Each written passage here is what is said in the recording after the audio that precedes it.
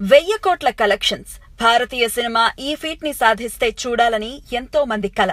విస్తృతమైన మార్కెట్, ప్రపంచం నలుమూలన fan following ఉన్న బాలీవుడ్ ధీరుడు ఎప్పటినుంచో ప్రయత్నిస్తున్నప్పటికీ ఆ కల సాకారం కాలేదు.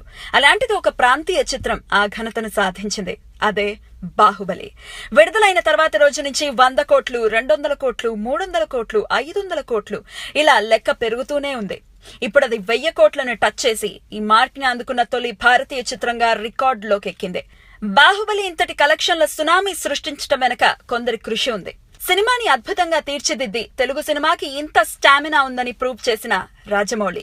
5 ఏళ్ల పాటు ఒకే సినిమా కోసం పనిచేసి ఆయా పాత్రల్లో ఒదిగిపోయి జీవించిన నటీనటులు.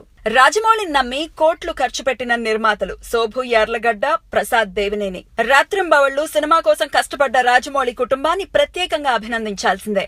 రమ, రాజమౌళి, కీరవాణి, వల్లి, ఇందులో వీరందరి కృషి చాలా ప్రత్యేకం.